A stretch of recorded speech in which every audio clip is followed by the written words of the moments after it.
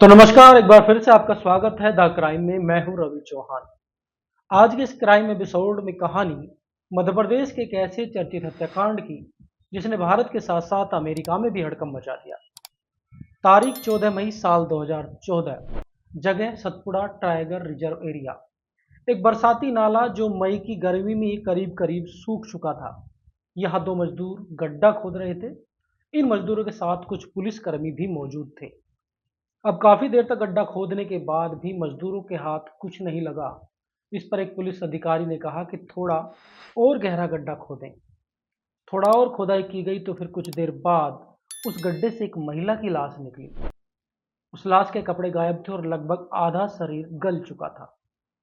शरीर गलने की वजह यह थी कि लाश को दफनाने के दौरान नमक और यूरिया का इस्तेमाल किया गया था। ये लाश दिल्ली की रहने वाली लीना शर्मा की थी, जो पिछले 15 दिन से लापता थी। लीना शर्मा नई दिल्ली स्थित अमेरिका दूतावास में असिस्टेंट मैनेजर के पद पर तैनात थी। लेकिन आखिरकार लीना शर्मा इस सुनसान जंगल तक कैसे पहुंची और उसकी हत्या किसने की? आज की इस क्राइम स्टोरी में एक एक करके इस पूरी घटना का पर्दाफाश करेंगे। लेकिन यह जानने के लिए आखिर तक आप हमारे साथ बने रहिए। और अगर अभी तक आपने हमारे चैनल को सब्सक्राइब नहीं किया है तो चैनल को सब्सक्राइब भी जरूर कर ले, ताकि ऐसी और क्राइम स्टोरियां आप तक पहुंच सकें। इस कहानी की शुरुआत होती है अब से करीब 9 साल पहले। मध्य प्रदेश के नर्मदापुरम के सुहागपुर में रहने वाले सत्येंद्र शर्मा की दो बेटियां थीं, जिनमें बड़ी बेटी हेमा और दूसरी लीना। इनमें लीना की स्कूली पढ़ाई मध्य प्रदेश और बाकी पढ़ाई दिल्ली में हुई। इसके बाद अमेरिका दूतावास में उसकी नियुक्ति असिस्टेंट मैनेजर के पद पर हो गई, जबकि बड़ी बेटी यानी कि हेमा की शादी बेंगलुरु में एक साइंटिस्ट से कर दी गई। सब कुछ ठीक चल रहा था। दोनों बहनें अक्सर गर्मियों की छुट्टी में अपने गांव सुहागपुर आती रहती थी। सुहागपुर के पास डूड़ा दे गांव में लीना और हेमा का ननिहाल था। यहीं पर इन दोनों के नाम से करीब 36 एकड़ जमीन थी, जिसकी कीमत करोड़ों रुपयों में थी। दोनों बहनों को ये जमीन उनके ननिहाल की तरफ से गिफ्ट की गई थी, जिसे इन्होंने खेती के लिए बटाईदार को दिया हुआ था। लीना और हेमा के मामा प्रदीप शर्मा की जमीन भी इस जमीन के बराबर में थी, इसलिए वो भी भांजियों की जमीन की देखभाल किया करते थे। प्रदीप शर्मा सुहागपुर में कांग्रेस के ब्लॉक अध्यक्ष थे। प्रदीप शर्मा के पिता और लीना हेमा के नाना दोनों आपस में सगे भाई थे। लीना के नाना का कोई बेटा नहीं था और इस वजह से उन्होंने ये जमीन अपनी भांजियों यानी लीना और हेमा को नाम पर कर दी थी। यानी प्रदीप शर्मा लीना और हेमा के सगे मामा नहीं थे। बात अप्रैल 2016 की है। जमीन की देखभाल के लिए एक रोज लीना और हेमा अपने गांव आई हुई थी। यहाँ उन्हें बटाईदार ने बताया कि उसके मामा प्रदीप शर्मा ने उनकी जमीन के कुछ हिस्से पर कब्जा कर लिया है और वो खेती करने में भी अड़चन पैदा कर रहे हैं। अब दोनों बहनों ने इस बारे में फोन पर मामा से बात की, लेकिन मामा प्रदीप शर्मा सीधे मुंह बात करने के लिए तैयार नहीं थे। अब बातचीत से जब मामले का कोई हल नहीं निकला तो 20 अप्रैल 2016 को लीना सुहागपुर तहसील में पहुंची और पटवारी और राजस्व निरीक्षक को अपनी उस जमीन की पैमाइश करने का आवेदन दिया। 24 अप्रैल को इस जमीन की पैमाइश हुई तो करीब 10 एकड़ जमीन मामा प्रदीप शर्मा के कब्जे में निकली, जिसे अधिकारियों ने अपनी मौजूदगी में कब्जा मुक्त कराते हुए लीना शर्मा के पक्ष में उस जमीन का सीमांकन करा दिया।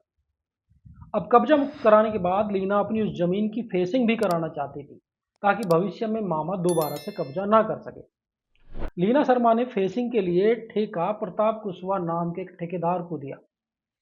अब खेत में फेसिंग के लिए 29 अप्रैल 2016 को सुबह करीब 9 बजे लीना शर्मा सुहागपुर से एक ऑटो रिक्शा में सवार होकर अपने ननिहाल दूड़ा डे पहुंची। यहाँ फेसिंग को लेकर उसकी मामा प्रदीप शर्मा से खेत पर ही तीखी नोकझोंक हुई। लेकिन विवाद बढ़ा तो फेसिंग कर रहे मजदूर भी उस काम को बीच में छोड़कर चले गए, क्योंकि प्रदीप शर्मा ने फेसिंग के दौरान भी अड़ंगा लगा दिया था। अब इस विवाद के बाद जब मजदूर काम छोड़ करके चले गए तो प्रदीप शर्मा भी वापस अपने घर लौट आए।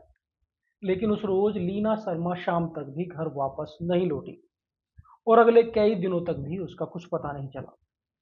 अब मामा प्रदीप शर्मा भी लीना की गुमशुदगी को लेकर के परेशान नजर आए, क्योंकि अंतिम बार लीना को उनके साथ ही देखा गया था। अब इस वजह से वो भी काफ़ी परेशान थे।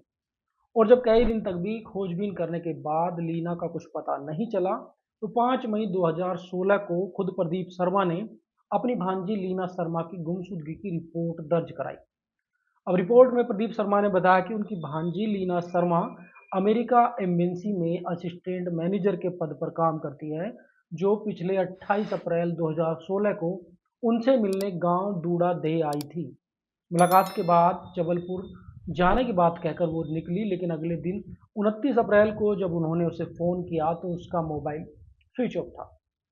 उन्होंने ये भी बताया कि मैंने लीना से लगातार संपर्क किया, लेकिन उसका कोई पता नहीं चला। मामला अमेरिका दूतावास से जुड़ा था, लिहाजा पुलिस भी लीना की गुमशुदगी को गंभीरता से लेते हुए इस केस की जांच में जुट गई। उधर जब कई दिनों तक भी लीना का कुछ पता नहीं चला, तो उसके दोस्त भी एक्टिव हो गए। लीना के दोस्तों ने उसकी बरामदगी के लिए सोशल मीडिया पर एक कैंपेन चला दिया, जिसका नाम सेव लीना रखा गया। अब सोशल मीडिया पर भी कैंपेन चल उठा, तो इससे पुलिस पर भी एक दबाव बन गया। अब पुलिस पूरी गंभीरता से लीना शर्मा की बरामदगी के लिए जुट गई। पुलिस ने सबसे पहले लीना का मोबाइल ट्रेस किया, तो उसकी लोकेशन करीब 20 किलोमीटर दूर पिपरिया गांव में मिली। पुलिस को लगा कि शायद अब केस सुलझ गया है, लेकिन जब पुलिस पिपरिया पहुंची तो यहाँ लीना तो नहीं मिली, लेकिन उसका मोबाइल एक युवक के पास मिला। इस युवक ने पुलिस को बताया कि उसे ये मोबाइल भोपाल से इटारसी के बीच चलने वाली विंध्याचल एक्सप्रेस ट्रेन में मिला है। उसने इसे चुराया नहीं है। अब पुलिस ने लीना के मोबाइल की कॉल डिटेल निकाली, तो कुछ अहम सुराग मिले। कॉल डिटेल में मिले आखिरी नंबर पर पुलिस ने फ़ोन किया, तो वो कॉल एक ऑटो वाले ने उठाया। ऑटो वाले ने पुलिस को बताया कि 29 अप्रैल की सुबह उसने लीना शर्मा को सुहागपुर से दूड़ादे गांव में एक खेत के पास छोड़ा था। ऑटो वाले ने जब यह बताया तो पहली बार पुलिस का माथा ठनका, क्योंकि प्रदीप शर्मा ने जो गुमशुदगी की रिपोर्ट दर्ज कराई थी, उसमें उन्होंने पुलिस को बताया कि उन्होंने लीना शर्मा को 28 अप्रैल की सुबह देखा था, और लापता होने के बाद भी 28 अप्रैल ही लिखाई गई थी तहरीर में, जबकि ऑटो चालक ने बताया कि लीना शर्मा 29 अप्रैल की सुबह 9 बजे दूढ़ा दे गांव में वो खुद छोड़कर आया है। यानी कि एक दिन का अंतर यहाँ आ रहा था। अब पुलिस को प्रदीप शर्मा पर शक तो पहले था, मगर उसके राजनीतिक प्रभाव की वजह से पुलिस उस पर हाथ डालने से अभी तक बच रही थी, क्योंकि पुलिस के पास उसके खिलाफ कोई ठोस सबूत भी नहीं थे। अब पुलिस ने एक बार फिर से दूड़ादे गांव में जाकर नए सिरे से तफ्तीश शुरू की। यहाँ पुलिस ने गांव वालों से बात की, तो इस पूरी कहानी से पर्दा उठता चला गया। पुलिस को पता चला कि लीना शर्मा अपने खेत की फेसिंग कराना चाहती थी, और जिसका ठेका उसने ठेकेदार को दिया था। अब प्रताप ठेकेदार ने लीना को 29 अप्रैल को खेत पर बुलाया था, ताकि इस खेत की फेसिंग कराई जा सके। पुलिस ने प्रताप से पूछताछ की। प्रताप ने बताया कि लीना ऑटो से खेत पर आई थी। लीना के कहने पर ही उसने खेत में फेसिंग का काम भी शुरू कर दिया था, लेकिन तभी लीना का मामा प्रदीप शर्मा वहां आ गया और उसने काम बंद करा दिया। इस दौरान इन दोनों के बीच काफी विवाद भी हुआ। अब पुलिस ने पता किया कि तारबंदी को लेकर जब विवाद बढ़ा, तो उस दिन मौके पर वहां कौन कौन मौजूद था। पुलिस ने अपनी जांच की, तो पुलिस को पता चला कि गोरेलाल और राजेंद्र नाम के दो शख्स भी वहां मौजूद थे। दरअसल ये दोनों लोग प्रदीप शर्मा के नौकर थे, उसके घर पर काम करते थे। अब पुलिस ने पूछताछ के लिए इन दोनों को हिरासत में ले लिया। दोनों से अलग अलग पूछताछ की गई। पहले तो ये लोग पूरी घटना से अनजान होने का नाटक करते रहे, लेकिन बाद में जब पुलिस ने अपनी शक्ति दिखाई, तो इन लोगों ने अपना जुर्म कबूल कर लिया। अब इन लोगों ने बताया कि लीना शर्मा की हत्या कर दी गई है और इसकी लाश सतपुड़ा के जंगल में ठिकाने लगा दी गई है। पुलिस ने इन लोगों की निशानदेही पर कामती के जंगल से एक गड्ढे से लीना की लाश को बरामद कर लिया। ये घटना का जिक्र मैंने इस कहानी के शुरू में ही किया है। अब जांच में पता चला कि लीना शर्मा की हत्या में उसका मामा प्रदीप शामिल था। ये बात कंफर्म हो चुकी थी। घटना वाले दिन प्रदीप शर्मा ने फेसिंग करने आए मजदूरों को धमकाकर वहां से भगा दिया था, लेकिन लीना शर्मा ने 2 दिन बाद फिर से फेसिंग कराने की चेतावनी अपने मामा को दी थी, और यही चेतावनी उसकी हत्या की वजह बनी। इस पर प्रदीप शर्मा ने उसे प्यार से समझाते हुए अपने घर चलने के लिए कहा। यानी कि प्रदीप शर्मा ने भांजी को बहाने से घर चलने के लिए कहा। पहले तो लीना मना करती रही, लेकिन जब कई बार प्रदीप शर्मा ने उसकी खुशामद की, तो लीना शर्मा प्रदीप शर्मा के घर चलने के लिए तैयार हो गई, क्योंकि प्रदीप शर्मा ने कहा था कि बैठ करके इस मसले को हल कर लेते हैं, कुछ बात निकल आएगी। अब लीना शर्मा इसके लिए तैयार भी हो चुकी थी। अब नौकरों के अनुसार लीना शर्मा जब घर की तरफ जा रही थी तो उसी वक्त पीछे से नौकर राजेंद्र ने उसके सर पर डंडे से पहली बार हमला किया और इसके बाद गोरेलाल और खुद प्रदीप शर्मा ने भी लीना शर्मा के सर पर पत्थर से हमला करना शुरू कर दिया। कई जगह गहरी चोट लगने से लीना शर्मा जमीन पर गिर गई और कुछ देर बाद ही लीना शर्मा की मौत हो गई। लीना की मौत के बाद प्रदीप और उसके दोनों नौकरों के बीच लाश को ठिकाने लगाने की प्लानिंग हुई। प्रदीप शर्मा के कहने पर ही गोरेलाल और राजेंद्र कुछ देर में ट्रैक्टर ट्रॉली लेकर मौके पर पहुंचे। यहाँ तीनों ने मिलकर लीना शर्मा की लाश को ट्रैक्टर ट्रॉली में डाला और कोई देख ना ले इसके लिए घास फूस से उस लाश को ढक दिया।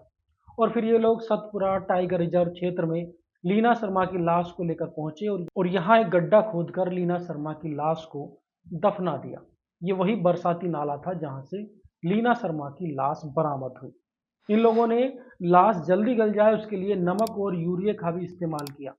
इन लोगों ने लीना शर्मा के कपड़े भी उसके शरीर से उतार लिए ताकि यूरिया और नमक जल्द से जल्द अपना काम कर सके। और यही वजह थी कि जब लीना शर्मा की लाश बरामद हुई तो उसकी लाश लगभग 90% तक सड़ चुकी थी। प्रदीप ने हत्या के सबूत मिटाने के लिए उसके एक मोबाइल को घटनास्थल से करीब 30 किलोमीटर दूर पिपरिया रेलवे स्टेशन पर भी फेंक दिया था। उसका मकसद ये था कि पुलिस उसकी लोकेशन को लेकर उलझती रहे। इत्तेफाक से ये मोबाइल एक युवक ने उठा लिया और उसने लीना का सिम कार्ड फेंक करके खुद अपना सिम कार्ड उस मोबाइल में डाल लिया जहां से पुलिस ने बरामद किया। इस केस में पुलिस ने इन तीनों लोगों को जेल भेज दिया। 21 मार्च 2023 को कोर्ट ने इस मामले में अंतिम फैसला सुनाया और करीब 64 गवाह और भौतिक साक्ष्यों के आधार पर आरोपी प्रदीप शर्मा, गोरेलाल और राजेंद्र तीनों को उम्र कैद की सजा सुनाई। हालांकि लीना शर्मा के परिवार वाले इन लोगों की फांसी की मांग कर रहे थे, लेकिन कोर्ट ने इन लोगों की फांसी को उम्र कैद में तब्दील कर दिया। फिलहाल अभी तक ये तीनों आरोपी अपने किए की सजा जेल में भुगत रहे हैं। ये घटना दर्शाती है कि लालच और स्वार्थ के कारण पारिवारिक संबंधों में भी विश्वासघात होते हुए देर नहीं लगती। इसलिए ऐसे मामलों में विशेष रूप से सतर्क रहने की आवश्यकता है, खासकर जब जब संपत्ति या अन्य महत्वपूर्ण मामलों में पारिवारिक विवाद हो। रोजाना इस तरह के मामले सामने आते रहते हैं, इसलिए आप लोगों को सावधान होने की जरूरत है। फिलहाल इस कहानी में इतना ही। फिर मिलते हैं किसी और नई कहानी के साथ। तब तक के लिए अपना और अपनों का ख्याल रखिए। वीडियो देखने के लिए बहुत बहुत धन्यवाद। नमस्कार।